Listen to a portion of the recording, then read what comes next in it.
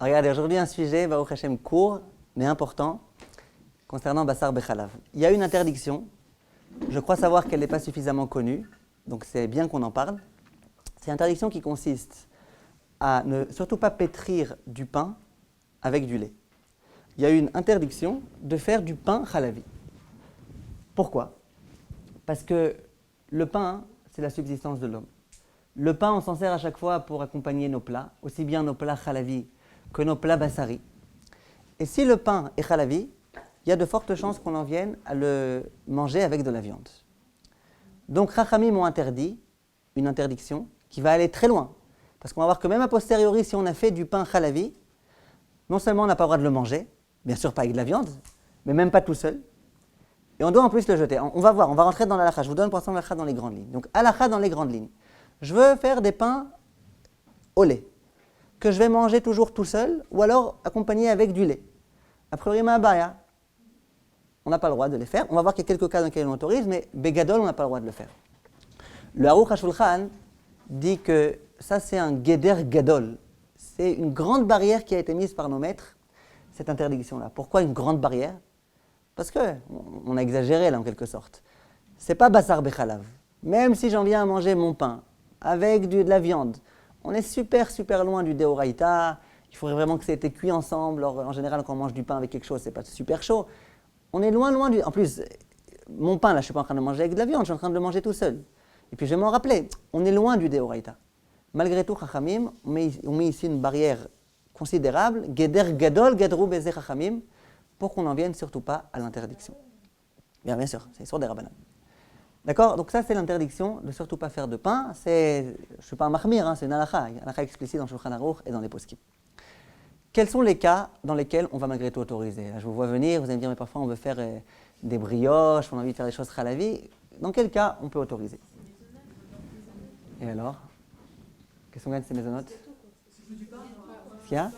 Pardon ? Pourquoi on ne prend pas avec la viande ? Ah voilà, très bien. Madame El-Fassi, elle dit, parce qu'il y a des choses qu'on ne mange pas avec la viande. Alors, regardez, je vais vous dire tout de suite, vous avez raison. Venez, on va au fur et à mesure. La Gemara dit qu'il y a deux situations dans lesquelles on va pouvoir autoriser de le faire. Première situation, c'est si on fait des formes particulières. Le pain, en général, ça a une forme spéciale, la forme du pain. Moi, je fais des pains très spéciaux. Un pain en forme de fleur. Et je sais très bien que les pains en forme de fleur, c'est mes pains qui sont chalavi. Dès lors que je donne une forme à mon pain, je fais un pain spécial avec une forme spéciale, il n'y a pas de risque que j'en vienne à m'embrouiller. Donc si je veux faire un brunch comme ça un matin avec des pains chalavi, en shumbaya, premier conseil qu'on va me donner, c'est quoi ? Tu fais du pain chalavi, tu as le droit de le faire, simplement tu donnes une forme particulière. Pour que je vous dise déjà, en Israël par exemple, la convention, c'est que, dans les bons herchérim en tous les cas, c'est que toutes les choses qui sont chalavi, on les fait de forme triangulaire. Par exemple, tous les borékas. On va reparler des borékas dans 2 minutes. Est-ce qu'on est obligé de les faire avec une forme particulière ? Mais disons, les borékas, vous allez acheter... Voilà, on va y arriver. En tous les cas, la convention qui existe dans tous les badatsim, c'est que vous allez dans un magasin à Bedi ou ailleurs, dans tous les magasins qui existent, Angel et tout, vous allez acheter des borékas. Si vous voulez savoir est-ce qu'il y a dedans du lait ou des pommes de terre, sachez que s'ils sont triangulaires, c'est qu'il y a du fromage, il y a du lait, c'est à base de lait. Si jamais ils ne sont pas triangulaires, c'est que c'est avec d'autres choses que du lait. Donc ça, c'est une convention qui existe. Si moi, je prends la coutume que chez moi, le pain que je fais, c'est un pain chalavi, mais que mon pain chalavi est de forme triangulaire, il n'y a aucun problème. Donc ça, c'est la première condition. Deuxième condition, deuxième cas dans lequel on peut autoriser, même si je ne donne pas de forme particulière, c'est dans la mesure où je fais le pain dans une petite quantité. Quel est le problème ? Le problème, c'est que je vais faire du pain. Je vais en faire pour 1 semaine, 2 semaines. Le jour où je vais le faire, je vais me souvenir que j'ai mis dedans du lait. Mais le lendemain ou sur le lendemain, je risque d'oublier. Si je le fais, que je sais que je vais le manger aujourd'hui, dans les quelques heures qui suivent, je vais rentrer dans les temps dans un instant. Je sais que je vais le manger aujourd'hui. Alors c'est quoi le risque ? Que je vais oublier ? Je ne vais pas oublier. Ça va, même si on n'a pas une bonne mémoire, quand même, on a un minimum de mémoire. Donc je ne vais pas oublier. Donc si c'est une quantité minime, qu'on va définir dans 1 minute Bezrat Hashem, dès lors qu'on fait une petite quantité, là, il y a une autorisation. Donc, si on veut autoriser de faire du pain chalavi, on peut le faire sans problème, soit en faisant une petite quantité, soit en lui donnant une forme particulière. Qu'est-ce qu'une petite quantité? Là, il y a une marloquette entre les Sfaradim et les Ashkenazim. Shulchan Aruch écrit qu'une petite quantité, c'est ce qu'on peut manger bevatachat. Bevatachat, ça veut dire d'un coup. Ça veut dire quoi d'un coup? Dit le Yad Yehuda, les poskim, dit d'un coup, ça veut dire ce qu'on mange dans un repas. On a dit, j'organise un brunch, j'organise un repas. Oui, je fais du pain pour ce repas. Combien j'évalue qu'on va manger de pain? Si on est temps et temps, j'imagine qu'on a besoin de 3 kilos, j'ai le droit de faire 3 kilos. Si après il en reste, ce n'est pas la fin du monde. Au moment où je l'ai fait, c'était permis de le faire. Vous comprenez l'idée? Donc, ça c'est l'opinion du Shulchan Aruch. Shulchan Aruch, c'est tout ce qu'on peut manger d'un coup. D'un coup, ça veut dire en l'espace d'un repas. Par contre, le Rama, le Rav des Ashkenazim, lui dit que c'est quoi une petite quantité? C'est une quantité qu'on fait pour manger beyomé. Beyomé, ça veut dire le jour même. Je fais des chalaviot, je vais faire pour Shabbat, imaginons que je sois chalavi, je vais manger chalavi pour Yom Tov. Je fais des chalot chalaviot que pour une journée. Ce qui va se manger, ce qui est censé être mangé en l'espace d'une journée, ça s'appelle une petite quantité et ça, c'est autorisé. Maintenant, est-ce qu'on considère par rapport à une personne ou par rapport à tous les convives qui sont censés être là à table? Réponse, dit le Aruch HaShulchan, on fait par rapport à tous les convives. Si je sais que dans ma famille, on est 5 par exemple, et donc que je sais que 5 en une journée, si je suis ashkénaze, ou un repas, c'est tant et tant, j'ai le droit de faire cette quantité-là. Bien que pour moi tout seul, je ne serais pas capable de manger tout ça en un repas. Mais la logique, vous la comprenez, oui? C'est clair ou pas?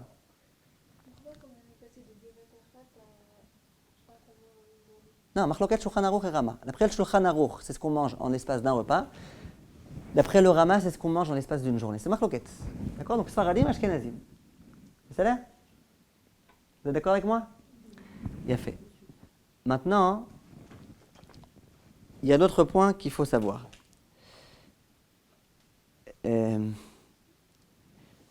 Regardez.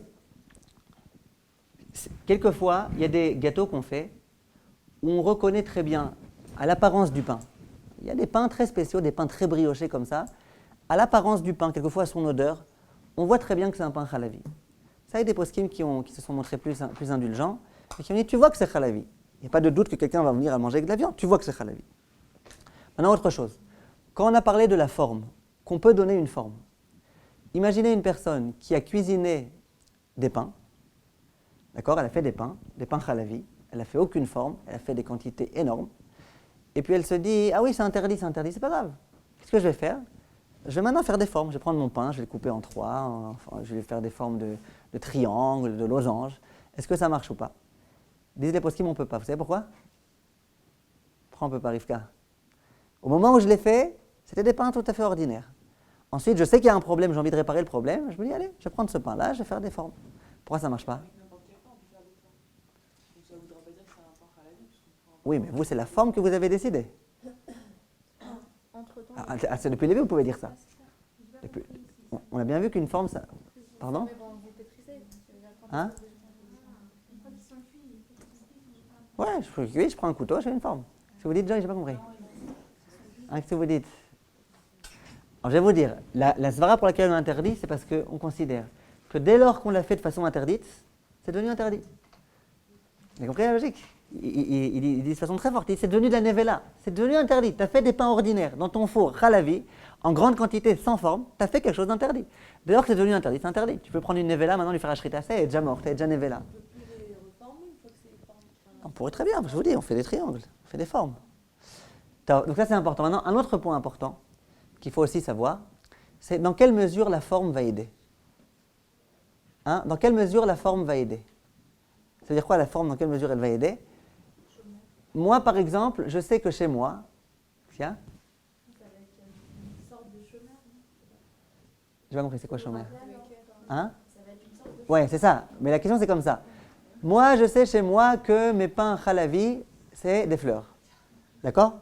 Donc je vais faire des fleurs, je vais commencer à les vendre. À Purim, dans les Mishlochei Manot, je vais les donner au monde tout entier, les fleurs. Il y a fait. Quel est le problème? C'est que si pour moi, les fleurs, c'est chalavi, peut-être que pour quelqu'un d'autre, les fleurs, c'est bassari. Comprenez? Donc, le siman que je fais, pour moi, il peut servir. Et comme ça, de grands poskim écrivent. Il y a beaucoup de poskim qui écrivent que tout ce que le siman peut aider, c'est chez moi à la maison.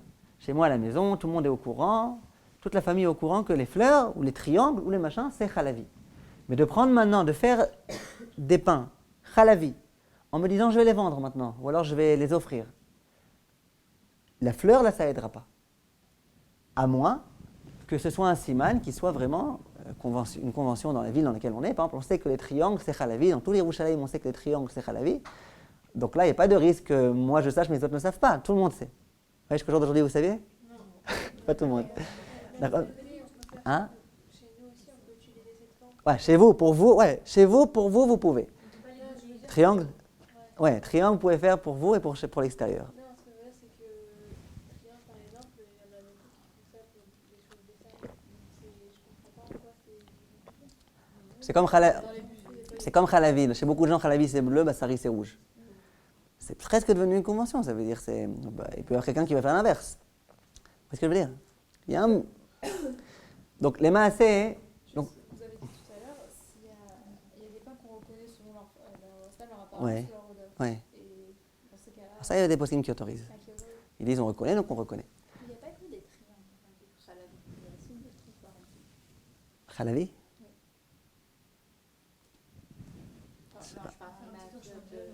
Ouais, je sais pas ce que les exigences des badatim en général c'est que ce soit triangulaire.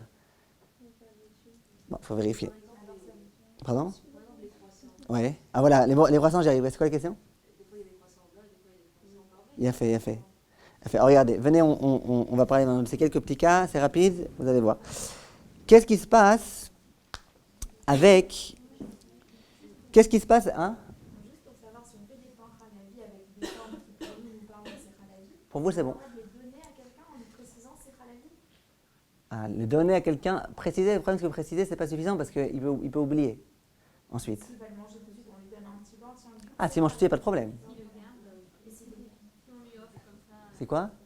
si on lui offre, on lui offre manat, Un pain, un vrai pain.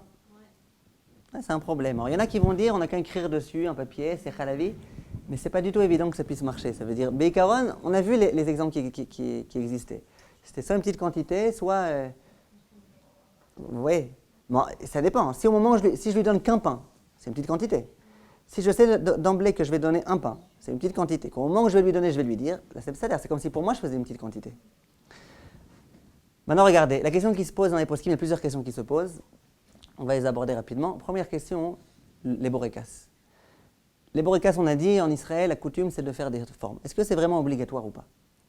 Alors il y a des poskim qui veulent dire que ce n'est pas obligatoire de faire des formes particulières dans les borékas ou de les faire en petite quantité. Pourquoi? La raison, c'est que c'est pas de la forme du pain. Ça n'a pas de vérité. Alors d'abord, c'est pas du pain. D'abord, c'est pas du pain, c'est des borékas. C'est pas du pain. Ah, très bien. Alors, voilà. Alors d'abord, c'est pas du pain, c'est des borékas. Et alors? Et s'il y a un risque que je mange mon pain avec... On mange ça avec de la viande. On mange pas ça avec de la viande?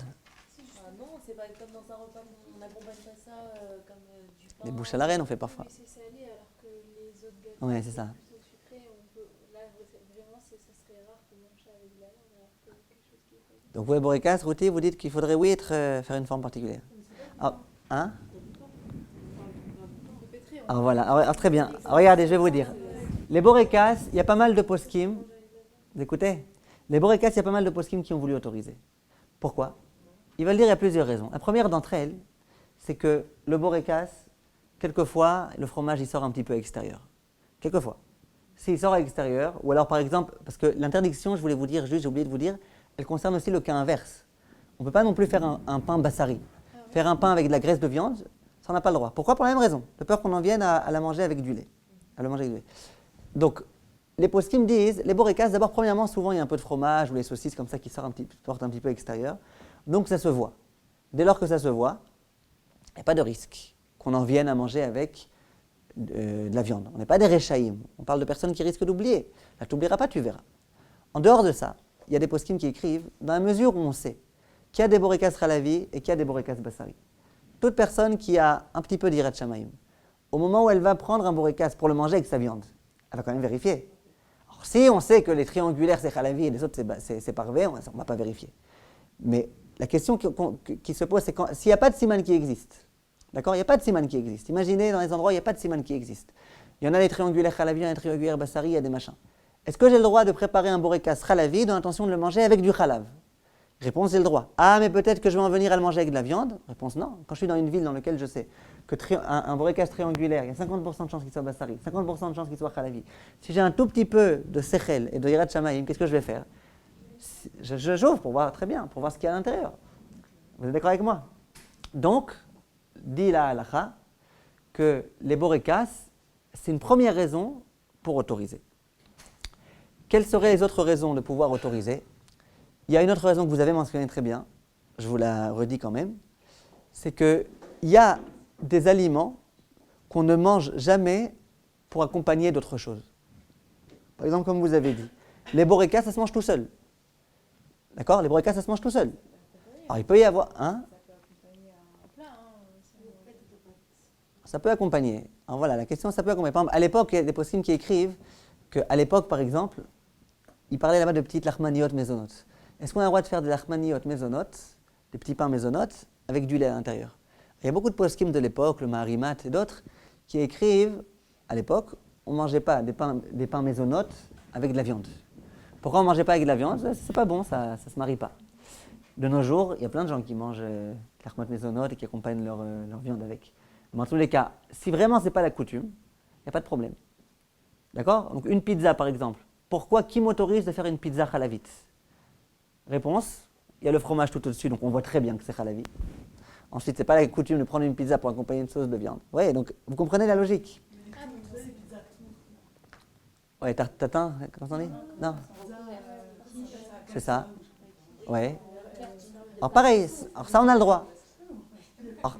C'est pour ça que les pizzas, ils les font à base de lait, la pâte. Voilà, et ça on a le droit. Pourquoi on a le droit? Bien qu'elle est tatin et qu'elle est... C'est mouvan me'elav. Mouvan me'elav, etc. Nachon. Vous avez compris la logique? Pourquoi? Premièrement, parce que souvent on voit ce qu'il y a à l'intérieur, surtout si elle est déjà coupée en tranches, on ne va pas la manger comme ça. Elle est coupée en tranches, on voit ce qu'il y a dedans. Parfois, il y a des chaussons comme ça, par exemple. Voilà, alors ces chaussons, souvent ils sont triangulaires des chagav. Top. Maintenant ces chaussons-là, qu'est-ce que... Ouais, alors ces chaussons-là, ouais, très bien. Alors ces chaussons-là, les gens ils savent que c'est halavi ces chaussons-là. Mais même si on dit que non, il y en a qui existent halavi, il y en a qui existent parvé. Mais vu que je sais qu'il y en a qui existent halavi, eh ben, je prendrai la peine d'ouvrir pour vérifier qu'il y a du fromage. Donc à nouveau, on a la même raison pour pouvoir autoriser. Ça, c'est ce qui va autoriser les tourtes, les quiches, les machins, toutes ces choses-là. Il n'y a aucune interdiction de les faire. Vous allez dans une pizzeria, vous voulez acheter un petit lechem choum. Vous savez c'est quoi lechem choum? Les petits pains là comme ça, ils sont en général fins et allongés. Dessus, il y a un petit peu de poudre d'ail. Est-ce qu'on a le droit de... Alors une fois, le vendeur de pizza là-bas qui m'a posé la question. Il m'a dit, est-ce qu'on a le droit de faire ces lechem choum ou pas? C'est un pain, la pâte, c'est la même pâte que la pâte à pizza. Et c'est quand même du pain. Et peut-être qu'il y a des gens qui vont prendre ça, qui vont mettre avec de la viande. Hein? C'est grave ici. Dans la pâte à pizza, il met... Non, c'est la même pâte, la pâte à pizza. Dans la pâte à pizza, il met du lait. 70% de lait, il met. Dans beaucoup de pizzas. La Ida Haredit, par exemple, elle exige. Toutes les pizzerias qui sont sous la Haredit de mettre du lait pour que la bracha soit maisonnote. Est-ce que ça résout le problème? Ce n'est pas notre sujet maintenant, on en a déjà parlé il y a longtemps. Mais en tous les cas, c'est le premier cours. Vous vous rappelez? Mais c'est vous vous rappelez que c'est le premier cours? Il y a 3 ans. C'était il y a 3 ans, il y a combien de temps? D'accord, c'est clair ou pas? Donc, est-ce qu'on a le droit ou pas? Que vous lui aurez répondu à mon ami? Hein, Chava, que vous lui aurez répondu? On peut confondre. C'est un vrai problème. Oui, je trouve. Pourquoi? Non, parce qu'on dirait vraiment du pain et même au niveau du goût, ça ne ressemble pas du tout que c'est halavi. Ils n'ont pas des formes de pain. C'est des petits pains. Quand même. C'est pas des formes de pain, c'est fin et allongé. Et puis attends, dessus, il y a des C'est à consommer sur place. Hein? C'est vrai, ça c'est un problème. C'est sûr que dans ici, on a... Non mais ça c'est des formes spéciales à ça. Toutes les pizzerias, c'est à peu près la même chose. Les chemchoum, ils sont tous à peu près de la même taille, c'est une forme spéciale. Comment vous raisonnez, ça veut dire De quoi? Quoi? Pour décider que si c'est permis, Alors aussi, si tout le monde sait que les Ah bon. crèmes chaudes, c'est fait avec la pâte à pizza, alors... On sait que c'est fait, mais aussi c'est une forme spéciale. Alors c'est ça vient dans une pizza. Oui, mais on ne peut pas vérifier. Le problème, c'est qu'on ne peut pas vérifier. Encore, Rava, dans les borékas, vous pouvez l'ouvrir en deux pour voir s'il y a du fromage dedans. Là, vous ne pouvez pas. Parce que c'est vraiment dans la pâte, ça a été fourré. Est-ce que ça va, je veux dire, tout le monde sait que ça vient d'une pizzeria, alors tout le monde sait que c'est c'est pas évident. C'est pas évident. Vous avez peut-être des pizzerias parvées aussi. Il y a des pizzerias sans le Herchar de la Haridit qui font leur pizza parvée. Ils n'ont pas envie de dépenser de l'argent béchinam pour mettre du lait. Le lait, ça coûte cher, beaucoup plus que l'eau. Alors, on Donc, peut pas faire de l'Echem Choum. non, alors si on fait une forme particulière, c'est le cas en général. C'est pas vraiment pas des formes de pain. Vous allez à la boulangerie, vous ne verrez pas des pains de cette taille-là. Ouais, ça on sait. C'est pour ça que c'est la raison d'autoriser. Alors c'est ça la raison, c'est parce que c'est une forme particulière. Voilà. Super particulier quand même. Non, non, ça ressemble à du pain, à une larmanie. Si quelqu'un fait une grande baguette de ça, si quelqu'un fait de ça une grande baguette, effectivement, ouais, ce sera problématique. C'est pour ça que j'ai pas dit qu'on autorise dans tous les Lechem. J'ai dit si tu fais dans ton Lechem une forme particulière qui ressemble pas du tout à du pain qui se différencie bien, là c'est permis. Maintenant regardez, autre cas important. Ouais, donc ouais. Par rapport au, vous avez dit, on avait l'entrave de faire du pain avec aussi la graisse de viande. Oui. Par exemple, de faire des casquettes d'assaisonnement de la cuisine de... Ça c'est autre chose. On va en parler. On va en parler parce que c'est autre chose. Est-ce qu'on peut cuire dans un même four de la viande et du pain pour après s'en servir? On va en parler. Maintenant, d'accord, donc c'est clair pour l'instant? Je vous pose une question. Question qui a été posée dans les poskim. Comment on vend du chocolat halavi? Chocolat halavi, il y a du chocolat qui est parvé, il y a du chocolat qui est halavi. Si on fabrique du chocolat halavi, il y a des gens qui risquent d'en venir à prendre le chocolat halavi avec de la viande. Ouais, une recette américaine dans laquelle on met un peu de poulet avec de la moutarde et du chocolat. Et on risque d'en venir à un. Alors c'est quoi la réponse? C'est quoi la réponse, l'argument? Hein, ça va, c'est quoi l'argument là de force? Ça se mélange pas? Qu'est-ce qui se mélange pas? Ah, c'est pas courant. D'accord, c'est vrai. Donc, premièrement, c'est pas courant d'accompagner le chocolat avec la viande. Ensuite, on sait que les deux existent, donc on vérifie sur l'emballage. Ensuite, il y a des poskim qui a dit tout à l'heure, Déborah, que c'est quoi ce que vous avez dit tout à l'heure? Ouais, c'est que sur le pain la xéra. La xéra, elle concerne que le pain, parce que le pain, à la lechem yichia adam, ça concerne que le pain et pas les autres choses. Donc, tout compte fait, on autorise. Maintenant, qu'est-ce qu'on fait a posteriori? Shulchan Aruch, lui, est très clair. Il ne s'y prend pas par 4 chemins. Il dit, je vous dis dans les mots, que vous ne croyez pas que c'est en lashin issa bechalav. On ne pétrit pas de la pâte avec du lait. Shema yavo leochlaim basar, de peur qu'il en vienne à manger avec de la viande. Veim lash, et si jamais il a pétri, kol la pâte assour, afilo leochla levada. Tout le pain est assour, même de le manger tout seul. Bien sûr, pas avec de la viande, mais même tout seul, on n'a pas le droit. Pourquoi? C'est une xéra. Et après, le Shulchan Aruch, il donne les conseils qu'on a donnés, de faire une petite quantité, etc. Donc, quel est le... J'ai oublié de dire, dans l'histoire du chocolat et tout ça, et pour ce qu'ils me disent, malgré tout, il faut écrire dessus halavi, oui, c'est évident. Dans la glace, par exemple, on veut faire une glace halavite, on a le droit. Il faut quand même écrire dessus que c'est halavi pour pas que les gens en viennent à s'embrouiller. Donc, regardez, juste, je vous pose une question maintenant. Qu'est-ce qu'on fait a posteriori?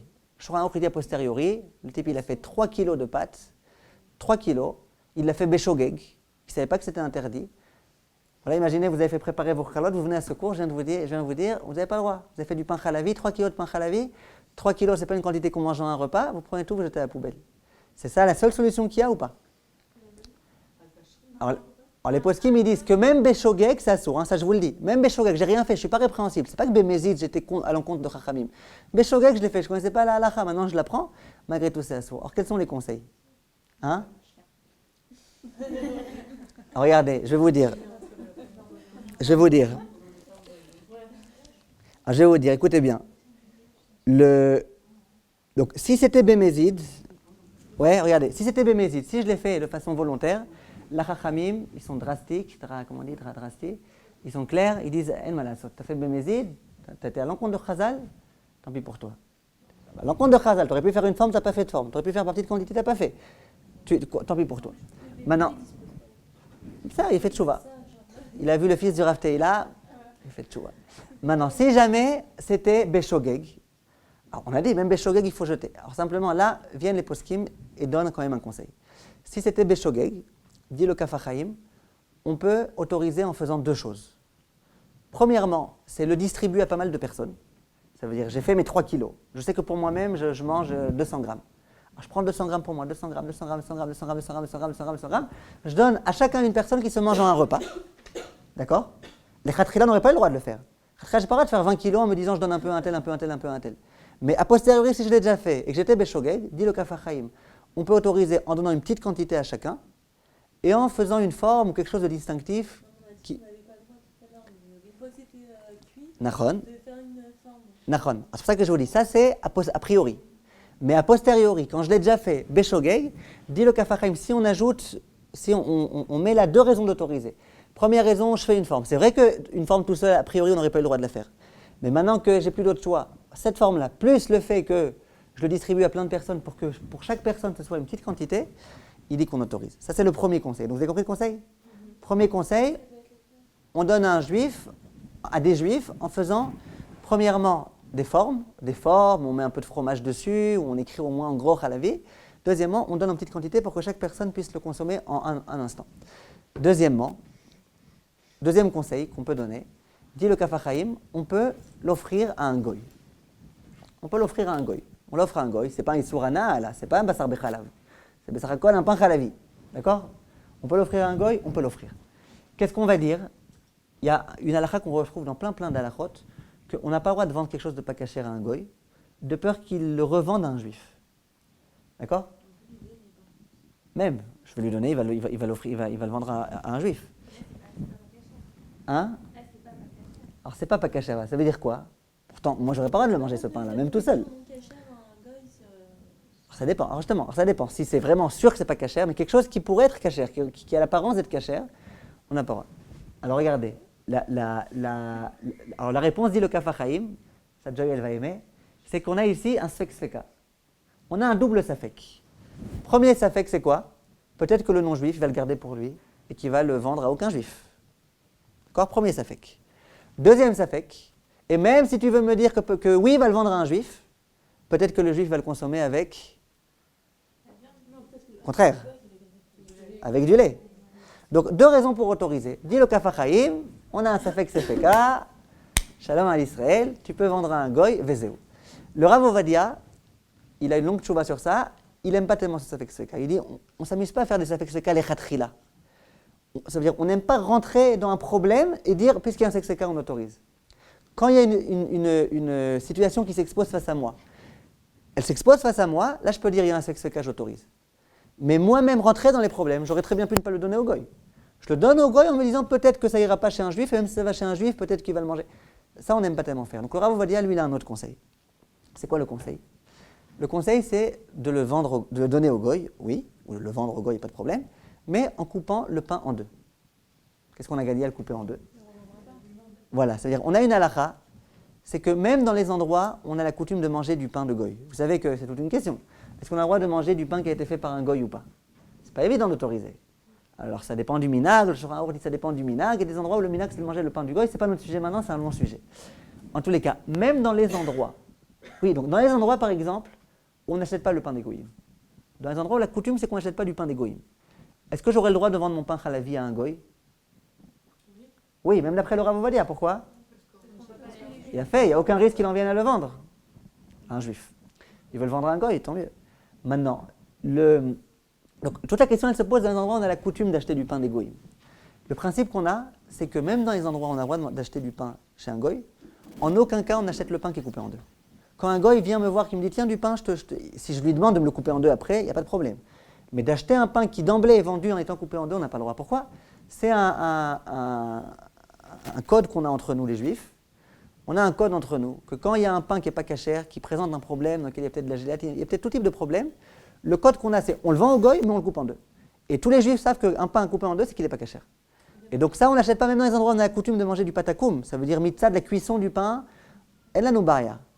Mais puisqu'il y a un autre élément à l'intérieur qui est prohibé par la Torah, Si on a une petite boîte de chocolat, on sait pas si on pense qu'elle n'est pas cachère, on nous a donné et on veut la donner à un goy. On peut ou pas ?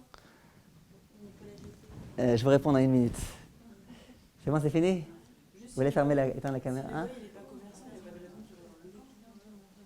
Ah, c'est vrai, il y en a qui veulent dire ça. Il y en a qui veulent dire que ça va dépendre si c'est conversation ou pas. Mais on ne sait jamais. Parfois, vendre ou offrir. Il y a des goyim qui veulent faire plaisir à leurs voisins.